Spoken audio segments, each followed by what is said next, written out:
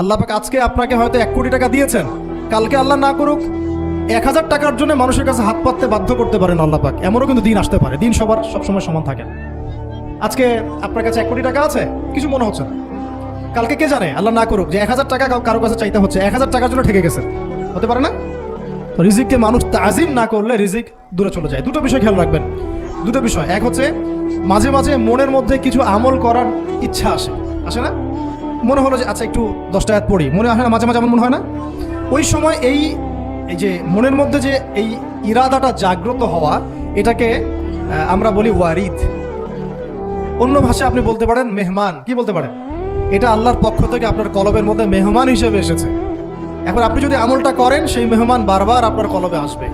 যদি আপনি ওই সময় আমলটা না করেন, মেহমান চলে যাবে, মেহমান অসম্মানিত হলে পরে আর আসবে না। একইভাবে রিজিক আল্লাহ পাক দিয়েছেন, এর তাজিম যদি করতে পারেন রিজিক বেশি আসবে। রিজিকের তাজিম সম্মান করতে না পারলে রিজিক আসবে না, বেশি কমে যাবে। উসমান রাদিয়াল্লাহু আনহু সবচেয়ে ধনী ছিলেন না? কেন জানেন? কেন? এটা কি জানেন কেন ধনী ছিলেন? একে তো তিনি প্রচুর দান সদকা করতেন, এটা তো আপনারা জানেনই। আরেকটা জিনিস অনেকে জানে না, তিনি উটের পিঠে বসেছিলেন, কিছু একটা খাচ্ছিলেন, এই 2-1টা দানা পড়ে গেছে নিচে। উটের পিঠ থেকে নেমেছেন, নেমে সেই দানা উঠিয়েছেন, পরিষ্কার করেছেন, ধুয়েছেন, আবার খেয়েছেন। তার এই 2-4টা দানার কোনো কিন্তু মানে পরোয়া না করলেও চলে, তার প্রচুর অর্থ সম্পদ আছে। এত অর্থ সম্পদ যে তাবুক যুদ্ধের দিন 30,000 সেনাবাহিনীর দায়িত্ব নিয়েছেন। 30,000 সেনাবাহিনীর দায়িত্ব নিয়েছেন। সেনাবাহিনী যাবে, থাকবে, খাবে, তাবু টাঙাবে, সব দায়িত্ব তার। 30,000 সেনাবাহিনীর দায়িত্ব নেওয়া কি 4 টাকারই কথা? তো এই সাহাবী এই কয়েকটা খাবারের দানা উঠিয়ে খেলেন। নবী সাল্লাল্লাহু আলাইহি ওয়াসাল্লাম বলেছিলেন যে তোমাকে আল্লাহ পাক রিজিক বাড়িয়ে দিবে না কেন? তুমি রিজিকের যে তাজিম বা যে সম্মান তুমি করো, এর বদৌলতে আল্লাহ পাক তোমাকে বেহিসাব রিজিক দিবেন। দুইটা বিষয় খেয়াল রাখবো। আমলের মেহমান হৃদয়ের মধ্যে আসলে তাকে ফিরাই না দেওয়া, তাহলে সেই মেহমান কিন্তু আর আসবে না। মেহমানকে মূল্যায়ন করলে মেহমান বারবার আসবে। আর রিজিকের তাজিম না করলে রিজিক কিন্তু আপনার ঘরে বেশি বেশি আসবে। এমনি তো হারামের যুগ, এমনি সুদের যুগ, এমনি ঘুষের যুগ। অলমোস্ট এভরি ফ্যামিলি সুদখোর এখন, অলমোস্ট এভরি ফ্যামিলি। মেয়েরা স্পেশালি যারা শাশুড়ি টাইপের, আপনারা মাইন্ড করেন না, তাদের সাইকোলজি যে এতই নিচে নেমে গেছে এখন যে আমার মেয়ে জাহান্নামে যায় যাক, হ্যাঁ আমার মেয়ে জাহান্নামে যায় যাক, সমস্যা নাই, দুনিয়াতে সে যেন ভালো থাকে। এটা কেন বললাম?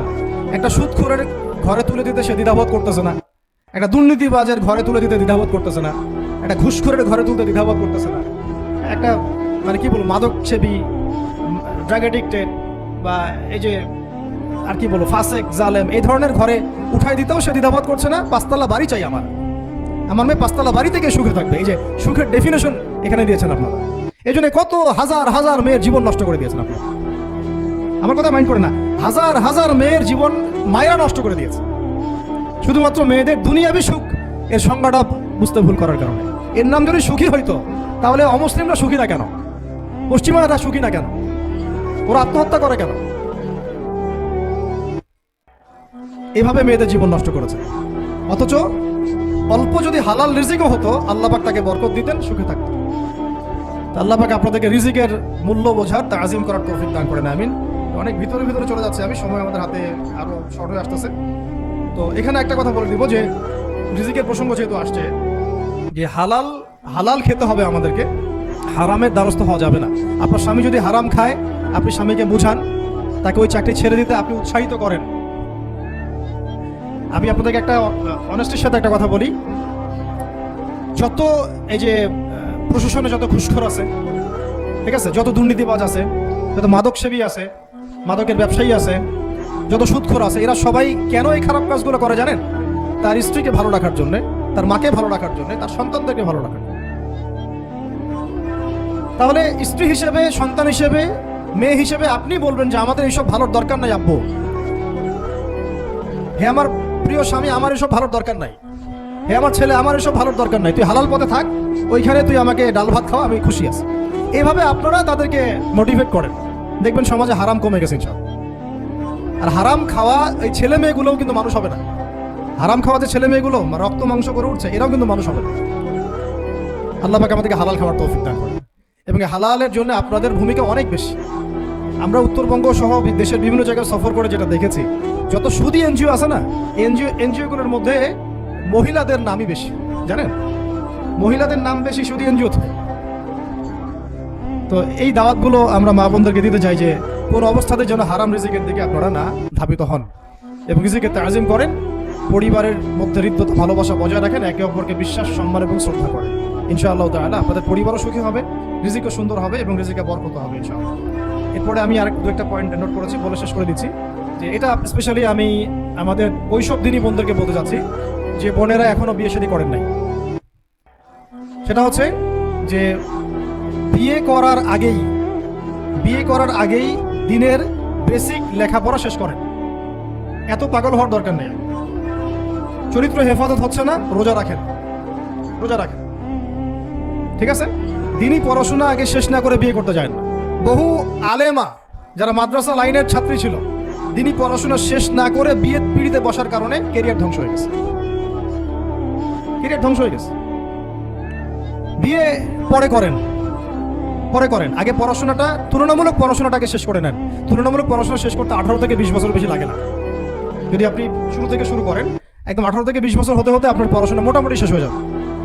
আর যে সাবজেক্টগুলো বললাম আমি, ওইগুলোই বেসিক পড়াশোনা। এখন এটা হয়তো সবার ভাগ্যে নসিব নাও হতে পারে, সেক্ষেত্রে বিকল্প অপশন আমরা যাব। কিন্তু আগে মূলনীতি হচ্ছে একটা লেভেল পর্যন্ত পড়াশোনা করার পরেই বিয়ে করেন, কারণ বিয়ের পরে আপনার যত রেসপন্সিবিলিটি আসবে, এটা তখন পড়াশোনা মেনটেন করা এতটাও সহজ না, প্রায় অসম্ভবের পর্যায়ে পড়ে যায়। আর দু একটা বাচ্চা কাচ্চা হয়ে গেলে তো তখন আর কোনো কথাই নেই। তাহলে আপনারা কি আমাদেরকে আয়েশা রাদিয়াল্লাহু আনহার মতো একটা প্রজন্ম দিতে পারবেন না? যদি এটা আপনাদের উদ্দেশ্য হয়, সেক্ষেত্রে কি পড়াশোনা শুরু থেকে করা উচিত না? এখন এই সুযোগটা আমাদের সব বন্ধুদের সামনে হয়তো থাকে না, এই জন্য আমরা বললাম যে বিকল্প অপশনগুলোতে আপনারা দিন শেখার চেষ্টা করেন। আর এরপরে যখন বিয়ে করবেন, পড়াশোনা মোটামুটি শেষ হয়েছে, বিয়ে করবেন, এখন 18-20 বছর বয়স হয়ে গেছে, এখন আল্লাহর ওয়াস্তে দুনিয়াবি বিষয়কে সর্বোচ্চ অগ্রাধিকার দিয়েন না। আজীবন পস্তাবেন, এবং একবার পস্তানো শুরু করলে এই পস্তানো আজীবনও শেষ হবে। তখন মেইল করে মেসেজ করে কোনো লাভ হবে না, কারণ আপনি বিয়ের আগে দিনকে প্রাধান্য দেন নাই, বরং দুনিয়াকে প্রাধান্য দিয়েছেন। আপনি বিয়ের আগে দিনকে প্রাধান্য দেন নাই, বরং দুনিয়াকে প্রাধান্য দিয়েছেন। যখন আপনি সবসময় পরকালকে, আল্লাহকে, তার রাসূলকে প্রাধান্য দিবেন, দিনকে প্রাধান্য দিবেন, দুনিয়া আল্লাহই গুছিয়ে দিবেন। আর যখন আপনি দুনিয়াকে সর্বোচ্চ অগ্রাধিকার দিবেন, দিন আপনার কাছ থেকে দূরে সরে যাবে। দিনের একটা গায়রত আছে, একটা ব্যক্তিত্ব, দিনের একটা স্বতন্ত্র গায়রত আছে, সে সবার কাছে ধরা দেয় না। যে তাকে মূল্যায়ন করে তার কাছেই দিন আসে, যে তাকে মূল্যায়ন করে না তার কাছে দিন আসে না। দিনদার ছেলেকে প্রাধান্য না দিয়ে বিয়ে করতে যায় না, জীবনটা ধ্বংস হয়ে যায়। হ্যাঁ, আমি বলছি না দিনদার ছেলে মাদ্রাসাতেই থাকে না, ইঞ্জিনিয়ার লাইনেও থাকতে পারে, ডক্টরও হতে পারে, ইঞ্জিনিয়ারও হতে পারে, কিন্তু এটা বাহ্যিকভাবে এটাকে জাস্টিফাই করাটাও ডিফিকাল্ট। কিছু কিছু ক্রাইটেরিয়া দেখে আপনি একটু আন্দাজ করতে পারেন, পুরোপুরি হয়তো কখনোই বুঝতে পারবেন। সেটা হচ্ছে দিনের প্রতি তার ফিকির কেমন, দিন নিয়ে তার কাজ কেমন, তার লাইফস্টাইল কেমন, তার পরিবার কেমন, কোন পরিবেশে সে বড় হয়ে উঠেছে, তার একাডেমিক্যাল সার্টিফিকেট কেমন, তারপরে তার দাওয়াতের মেহনতে অ্যাক্টিভিটিস আছে কিনা, বা ব্যবসা হালাল কিনা, বা চাকরিটা হালাল কিনা, নামাজ ঠিক আছে কিনা, তার মধ্যে সুন্নাহ আছে কিনা, এগুলো কিছু কিছু বাহ্যিক সাইন যেগুলো দেখে আমরা একটা আইডিয়া নিতে পারি। তারপরে বলবো যে এখানে 100% আপনি এনশিওর হতে পারবেন, ওইটা আল্লাহ পাকের হাতে। ওইটাও যদি এনশিওর করতে চান তাহলে কি করতে হবে? তাহলে নিজেকে দিনদার হতে হবে। আমি নিজে যদি ভালো দিনদার হই, তাহলে ইনশাআল্লাহ আল্লাহ পাক আমাকে দিনদার স্ত্রী দিবেন। নিজে দিনদার না, তাহলে কি রেডিমেড দিনদার ছেলে আসবে? কখনই আসবে না। দোয়া করতে হবে, রব্বানা হাব লানা মিন আজওয়াজিনা ওয়া যুররিয়াতিনা কুররাতা আ'য়ুন ওয়াজআলনা লিল মুত্তাকিনা ইমামা। দোয়া করতে হবে যে রব্বি হাবলি মিনাস সালিহিন, রব্বি হাবলি মিন লাদুনকা যুররিয়াতান তাইয়্যিবা ইন্নাকা সামিউদ দুআ। এই বিষয়গুলো দিকে খেয়াল রাখবেন। আর শরীয়তের মেজাজ মাথায় রাখা। শরীয়তের মেজাজের কথাটা আজকে এই জন্য বলছি যে আমরা আমাদের দেশে যে প্রবলেমটা দেখি, ইসলামের পূর্ণাঙ্গ বিষয়গুলো মানুষ মাথায় রাখতে চায় না। ইসলামে যেমন নামাজ, রোজা, হজ, যাকাত আছে, ইসলামে কিন্তু দাওয়াত, তাবলীগ, জিহাদও আছে, তাই না? ইসলামে কিন্তু শরিয়া আইনও আছে, হুদুদ, কিসাস আছে, ইত্যাদি আছে। আমাদের সমাজে দেখেন নামাজ শব্দ পরিচিত, কিন্তু কিসাস শব্দ পরিচিত না। কিসাস মানে কয়জন জানেন যে কিসাস শব্দ অর্থ কি? অনেকেই জানে না। কিন্তু কিসাস একটা কোরআনের একটা ফান্ডামেন্টাল বিধান, যে কেউ যদি আপনার চুরি করে হাত কেটে ফেলতে হয়, কেউ যদি ব্যভিচার করে বেত্রাঘাত করতে হয়, বিবাহিত হলে রজম করতে হয়, কেউ যদি মোরতাদ হয় তারও মৃত্যুদণ্ড শাস্তি আছে, কেউ শাতেমে রাসূলকে গালি দিয়েছে তারও মৃত্যুদণ্ড আছে। এরকম অনেক বিধান আছে, হুদুদ এবং কিসাস আছে।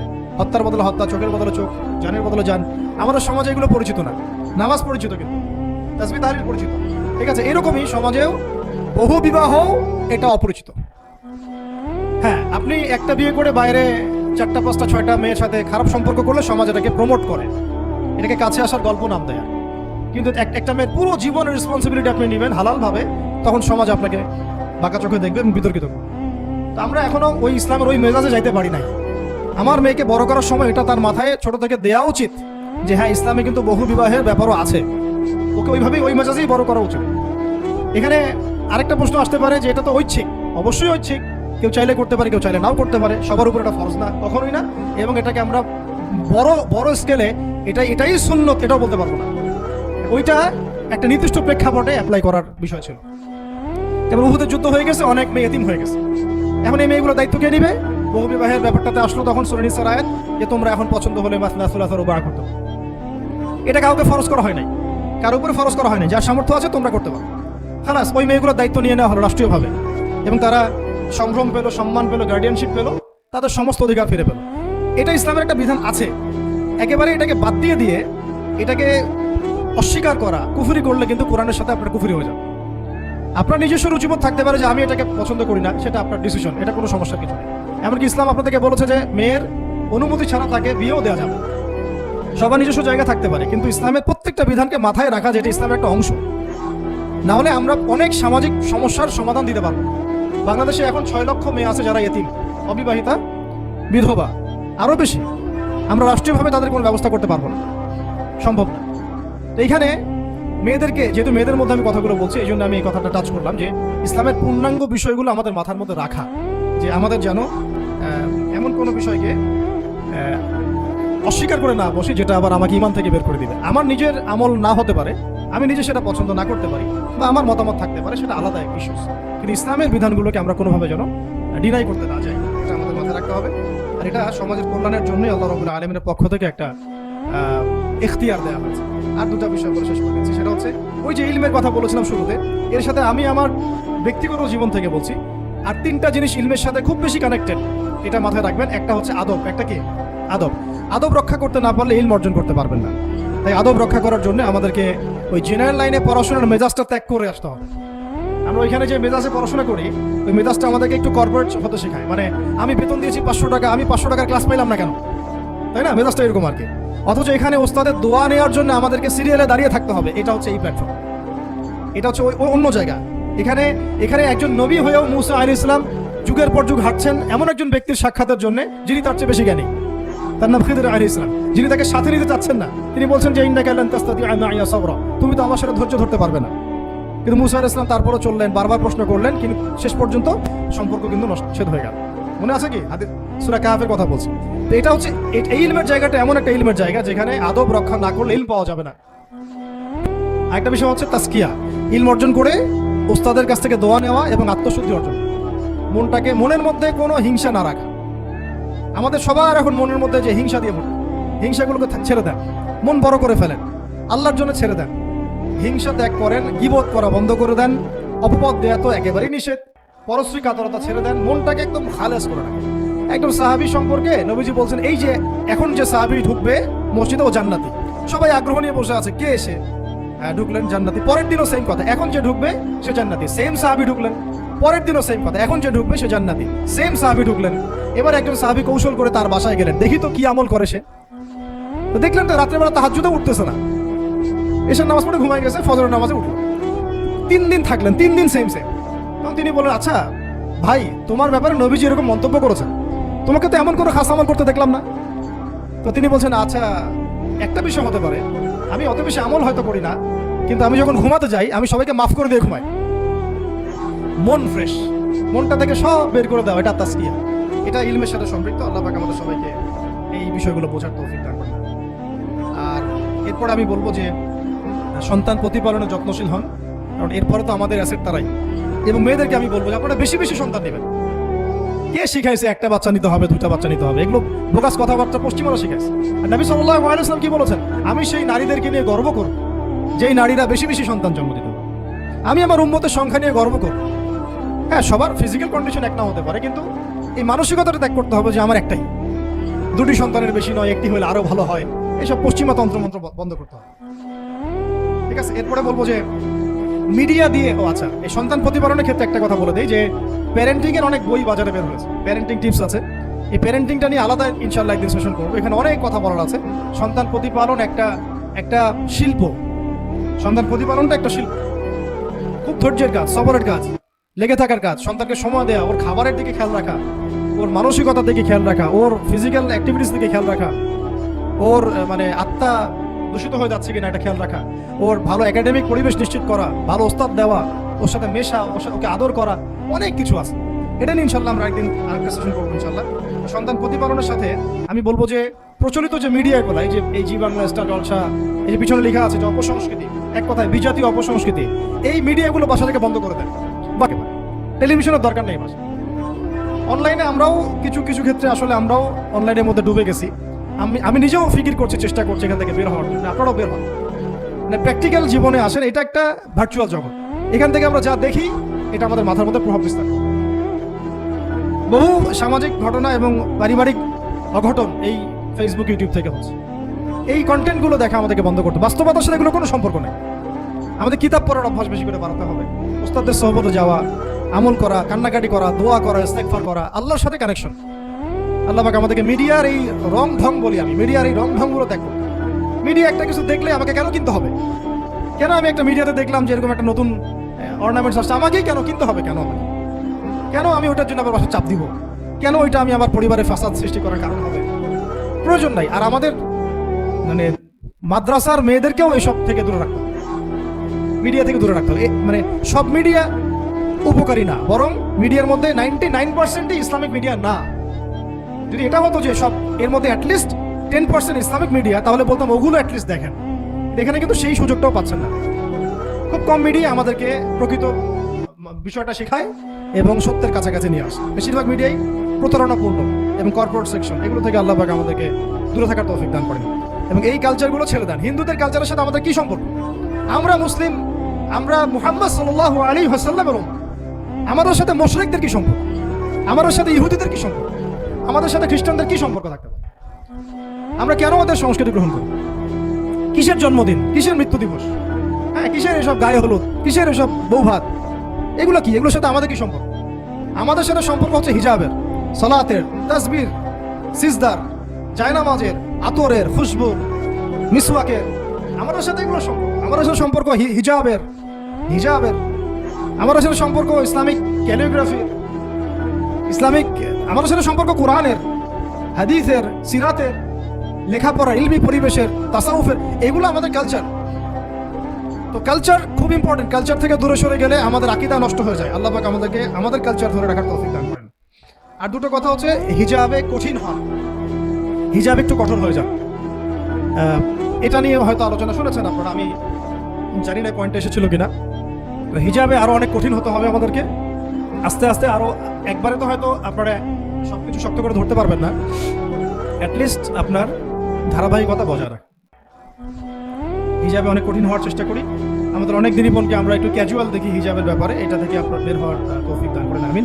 আর একটা মেয়েদেরকে একটা নসিহত করবো, স্পেশালি যে অল্পে তুষ্ট থাকেন, ইনশাল্লাহ জীবনে সুখী হয়ে যাবেন ইনশাল্লাহ। আর শেষ কথা হচ্ছে, আলেমা হওয়ার চেষ্টা করেন, দায়ী হওয়ার চেষ্টা করেন এবং মেয়েদের মধ্যে ব্যাপক দাওয়াতি কাজ করার চেষ্টা করেন। এইটা জীবনের লক্ষ্য উদ্দেশ্য বানায় নেন ইনশাল্লাহ। আপনার জীবনের লক্ষ্য যদি এমনই হয়, দেখবেন এমনই জীবন সঙ্গিনী আপনি পেয়েছেন যার জীবনের লক্ষ্য সেম, তখন দুজনে মিলে আপনি কাজ করতে পারবেন ইনশাল্লাহ। আমাদের এখন প্রচুর আলেমা দরকার, আমাদের প্রচুর দায়ী বোন দরকার, আমাদের মুআল্লিমা, শিক্ষিকা বোন দরকার। ঠিক আছে, আমাদের প্রত্যেকটা ডিপার্টমেন্টে এরকম যোগ্যতা সম্পন্ন দিনই বোনদেরকে দরকার। এইটা তো আর একা আমাদের পক্ষে করে তোলা সম্ভব না। সবাই আমরা যদি হাত লাগাই এবং আমাদের উম্মাকে নিয়ে ফিকির করি, ইনশাআল্লাহ তাআলা আজকে যে বিষয়গুলো আলোচিত হলো, এগুলো ইনশাআল্লাহ শুধু তাত্ত্বিক কথাবার্তায় সীমাবদ্ধ থাকবে না, ইনশাআল্লাহ বাস্তবেও রূপ লাভ করবে।